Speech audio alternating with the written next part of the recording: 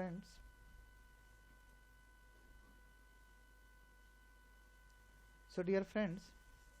पिछले पार्ट को कंटिन्यू करते हुए हम लोग अब आगे बढ़ते हैं। पिछले पार्ट में हम लोगों ने कंप्यूटेशन ऑफ इनकम और इनकम टैक्स की लायबिलिटी के बारे में बात करी थी। हमने डिस्कस किया था कि कंप्यूटेशन ऑफ इनकम में 3 पार्ट हम लोग बनाएंगे, सोर्सेज ऑफ फंड, डिडक्शन और इनकम टैक्स लायबिलिटी।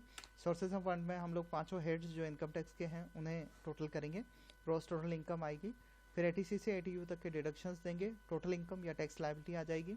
देन हम लोगों ने इंडिविजुअल के लिए टैक्स रेट के बारे में बात करी, super senior citizen, senior citizen and normal 60 year से बिलो वाले पर्सन्स या नॉन रेजिडेंट इंडिविजुअल्स या HUF AOP artificial juridical person, उनके लिए टैक्स रेट की बात करी। उसके बाद में हम लोगों ने डिस्कस किया कि 115 BAC जो नई टैक्स रिजिम एप्लीकेबल की गई है, अगर वो कोई चूज़ करता है तो उसके पास में टैक्स रेट क्या रहेगी और अलाउ जो डिडक्शंस अवेलेबल हैं कौन कौन से डिसअलाउड रहेंगे, वो अवेलेबल नहीं रहेंगे उस लगे के लिए, वो हम लोगों ने डिस्कस कर लिया।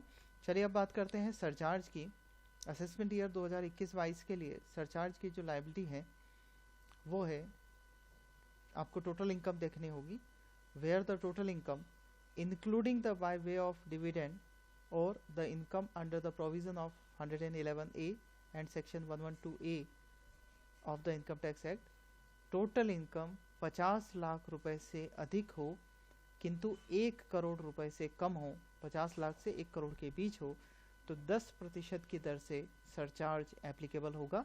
टैक्स जो भी आपने पिछली रेट से कैलकुलेशन से निकाला है उस पर 10% सरचार्ज लग जाएगा। इसके बाद बात करें where the total income including dividend and 111A and 12112A of the income tax act, अगर 1 करोड़ से 2 करोड़ के बीच में है तो 15% सरचार्ज लगेगा इनकम टैक्स के ऊपर।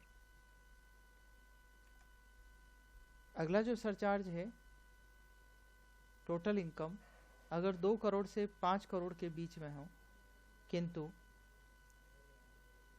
Excluding the income by way of dividend 111A और 112A, इनको एक्सक्लूड करते हुए अगर टोटल इनकम 2 करोड़ से 5 करोड़ के बीच में है तो 25% की दर से इनकम टैक्स पर सरचार्ज लगेगा। यदि डिविडेंड को 111A और 112A को एक्सक्लूड करते हुए टोटल इनकम 5 करोड़ से ज़्यादा है तो 37% की दर से सरचार्ज एप्लीकेबल होगा। तो याद रखिए कि यदि total income including dividend 111A and 112A इनको इंक्लूड करते हुए 2 करोड़ से भी ज़्यादा हो और जिस पे C और D एप्लीकेबल नहीं हो रहे हों उन पर 15% की दर से सरचार्ज लगेगा। तो बेसिकली हमें जो याद रखना चाहिए वो है 50 लाख से 1 करोड़ के बीच में जो सरचार्ज है वो 10% है, और 1 करोड़ से 2 करोड़ और 2 करोड़ से ऊपर हमारे पास 15% सरचार्ज है। अगर डिविडेंड और इसको एक्सक्लूड कर दिया जाए इन इनकम को तो 25% से 30% सरचार्ज है। इसके बाद में अंत में टैक्स रेट के बारे में जो मोस्ट इम्पोर्टेंट बात है वो है हेल्थ एंड एजुकेशन सेज। आप सरचार्ज एप्लीकेबल है या नहीं है वो तो शर्त के साथ में है, लेकिन अगर टैक्स लायबिलिटी कैलकुलेट हुई है तो health and education says assessment year 2020-21 और असेसमेंट ईयर 2021-22 दोनों के लिए 4% की दर से एप्लीकेबल रहेगा। टैक्स जो भी आप कैलकुलेट करेंगे उसके ऊपर आपको 4% जोड़ना है। अगर सरचार्ज भी कैलकुलेट हुआ है तो आप इनकम टैक्स फिर सरचार्ज दोनों जुड़ जाएंगे और उसके ऊपर ये 4% की दर से टैक्स लायबिलिटी को कैलकुलेट करेंगे। सेस लगाने के बाद में आप लोगों को देखना होगा टैक्स लायबिलिटी के अंदर रिबेट अंडर सेक्शन 87A, जो लोअर ब्रैकेट्स में असेसीज आते हैं उनको रिबेट दी गई है। किस कंडीशन के साथ में? एक ही कंडीशन है, assessee should be an individual, HUF या अदर्स को ये अलाउड नहीं है। He should be resident in India होना चाहिए और उसकी टोटल इनकम 5 लाख रुपए से कम होनी चाहिए, 5 लाख रुपए तक होनी चाहिए, तो उसे जितना भी टैक्स पेबल होगा या 12,500 रुपये जो भी कम अमाउंट होगी वो 87A के तहत रिबेट टेबल है उसे रिबेट मिल जाएगी। तो हम लोग ये कह सकते हैं कि वर्तमान में असेसमेंट ईयर 2020-21 और 21-22 के लिए 5 लाख रुपए तक का टैक्स लायबिलिटी पर्सन का निल रहेगा। तो चलिए चलते हैं कुछ उदाहरण पे, ताकि हमें जब सॉफ्टवेयर कैलकुलेट करके टैक्स दे तो हमें पता रहे कि ये इसने सही कैलकुलेट किया या नहीं किया।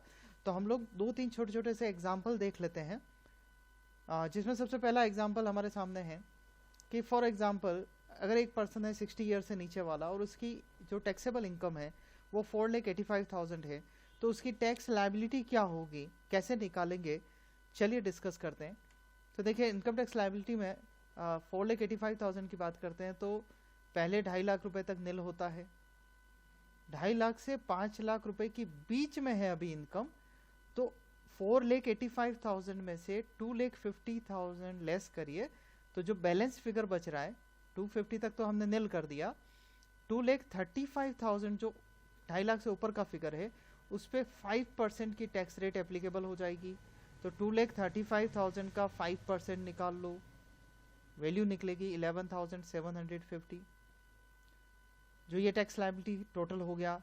अब रिबेट अंडर सेक्शन 87A, क्योंकि जो पर्सन है वो 60 ईयर से बिलो का है, 5 लाख से नीचे की उसकी टोटल इनकम है, तो 12,500 रुपए तक मैक्सिमम उसे रिबेट मिल सकती है अंडर सेक्शन 87A।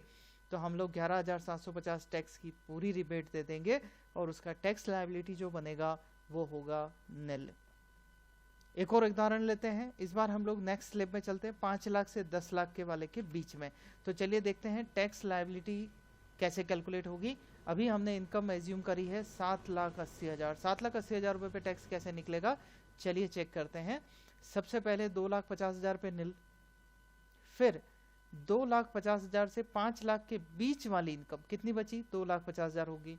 तो 2,50,000 रुपए पे ये जो स्लेब है वो 5% वाली है, तो 2,50,000 का 5% 12,500 रुपए टैक्स बन जाएगा। फिर 5 लाख से ऊपर की इनकम, क्योंकि हम लोग अब सेकंड थर्ड स्लेब के अंदर है 5 लाख से 10 लाख के बीच वाली इनकम पे, जिसपे 20% टैक्स रेट लगता है। तो 5 लाख से जो ऊपर की इनकम है 780 टोटल इनकम है, 780 माइनस 5 लाख 2,80,000 रुपए पर 20% टैक्स लग जाएगा 56,000। टोटल कर दीजिए 12,500 प्लस 56,000 68,500 टैक्स टोटल हो जाएगा।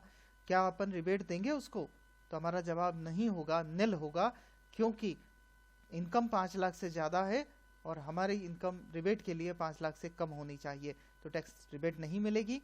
बैलेंस बचा 68,500। इसी पार्ट में आपको मैंने बताया था हेल्थ एंड एजुकेशन से उस पर्सन पर एप्लीकेबल होगा।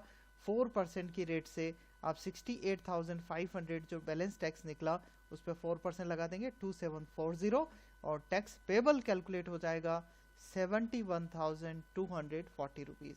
तो इस तरीके से सॉफ्टवेयर भी जब कैलकुलेट करे तो आपको पता होना चाहिए कि इसने टैक्स रेट कैसे कैलकुलेट किया है। और मेरी राय तो ये है कि पर्सनली हमें पहले कंप्यूटेशन बना लेना चाहिए, कंप्यूटेशन ऑफ इनकम बना लीजिए, डिडक्शन दे दीजिए, टैक्स लायबिलिटी एक बार कैलकुलेट कर लीजिए, फिर सॉफ्टवेयर में ऑनलाइन जब आप फिट करेंगे या एक्सेल यूटिलिटी यूज़ करेंगे तो उस दौरान सॉफ्टवेयर जो आपको आंसर दे रहा होगा वो क्रॉस टैली हो पाएगा। चलिए एक एग्जांपल और ले लेते हैं। 10 लाख से ऊपर वाली रेंज जो 30% टैक्स रेट है उस पे हम लोग कैसे टैक्स लायबिलिटी कैलकुलेट करेंगे। तो चलिए मैंने एज्यूम करा है किसी की पर्सन है की इनकम है 37 लाख। इस केस में सबसे पहले 2,50,000 रुपये पर टैक्स लायबिलिटी निल। 2,50,000 रुपये से 5 लाख रुपए के बीच की इनकम 2,50,000 रुपये पर 5% की रेट से 12,500 रुपये का टैक्स। 5 लाख से 10 लाख रुपए के बीच की इनकम जो कि 5 लाख रुपए है पर 20% की रेट 1 लाख रुपए। और 10 लाख रुपए से ऊपर की रेट पर आपको लगाना है 30% ऊपर की वैल्यू पर। तो 10 लाख से ऊपर वैल्यू है, इनकम कितनी थी 37 लाख, 10 लाख से ऊपर की इनकम बची 27 लाख। 27 लाख पर 30% कैलकुलेट हो जाएगा 8,10,000। टैक्स की टोटल लगा लीजिए 12,500, 1 लाख, 8,10,000, तीनों की टोटल हो जाएगी 9,22,500। रिबेट एप्लीकेबल होगी नहीं, क्योंकि इनकम 5 लाख से ज़्यादा है। बैलेंस टैक्स वही आ जाएगा 9,22,500 एंड देन आप हेल्थ एंड एजुकेशन सेस लगा देंगे 4% की रेट से इस पर 9,22,500 पर 36,900 टोटल हो जाएगा और टैक्स पेबल कैलकुलेट हो जाएगा 9,59,400 टैक्स लायबिलिटी बनेगा। इस प्रकार से आपको टैक्स लायबिलिटी कैलकुलेट करनी है। अब एक और बात, जहाँ जहाँ जिन केसेस में सरचार्ज एप्लीकेबल होगा, याद रखिए हेल्थ एंड एजुकेशन से जस्ट ऊपर जो बैलेंस टैक्स, ये जो टैक्स लायबिलिटी कैलकुलेट हो रही है, इससे पहले आपको सरचार्ज ऐड कर लेना है। ऐड करने के बाद जो टोटल आएगा उसके ऊपर आपको 4% हेल्थ एंड एजुकेशन से एप्लीकेबल करना है। तो इस पार्ट में हम लोगों ने पर्सन की टैक्स रेट के बारे में बात कर ली और टैक्स कैलकुलेशन करके देख लिया तीनों स्लिप्स के अंदर कि कैसे बिलो ब्रैकेट 5% रेंज, कैसे 20% रेंज और कैसे 30% रेंज पर टैक्स एप्लीकेबल होगा। तो इस पार्ट में इतना ही रखते हैं। नेक्स्ट पार्ट में हम लोग इनकम टैक्स की और कैलकुलेशंस देखेंगे। Thank you.